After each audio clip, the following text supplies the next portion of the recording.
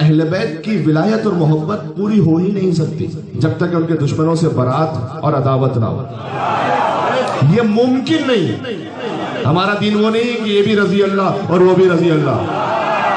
تو ایسے اسلام کا ہو گیا انا للہ.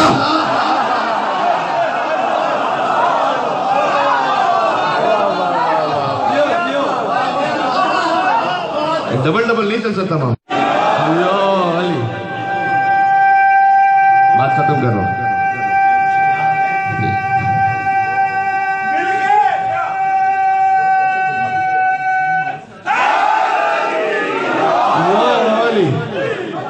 اور سنتے چلے جائیں. میں تو پڑھتا پھر چلا جاؤں گا.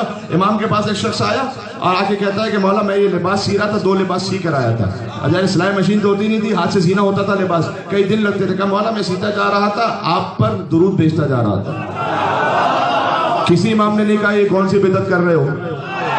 ہم نے تو سکھایا نہیں کہ یہ لباس سیتے ہوئے درود بھیجو. بھائی اہل بیت کی تعظیم میں جو کرتے چلے جاؤ.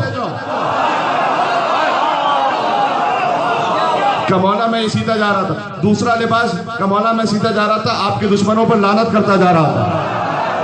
یہ بھی نہیں کہا مولا نے کون سا کام کر رہے ہو لباس سیتے سیتے. یعنی اس کا مطلب یہ ہے کہ یہ کام وہ ہے کہ جو ہر موقع پر, ہر جگہ پر, ہر کام میں, نماز سے پہلے, نماز کے درمیان, یہ دعائے سلمی قریش اس وقت حذیفہ یمانی کو میرے مولا نے تعلیم فرمائی. اور دعائے سلمی قریش پڑھو اور اس کو پڑھیے, بچوں کو سکھاؤ,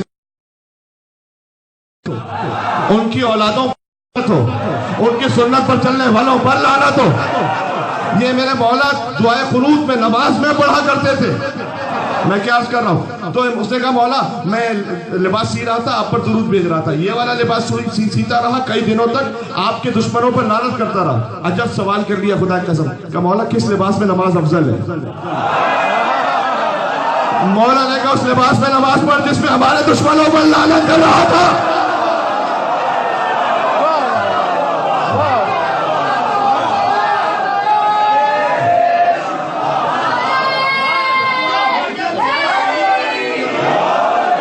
اسی لیے میں کہہ رہا ہوں, اسی لیے مائک پہ کہہ رہا ہوں.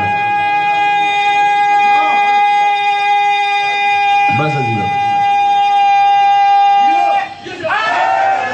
میل کیا او علی مدد.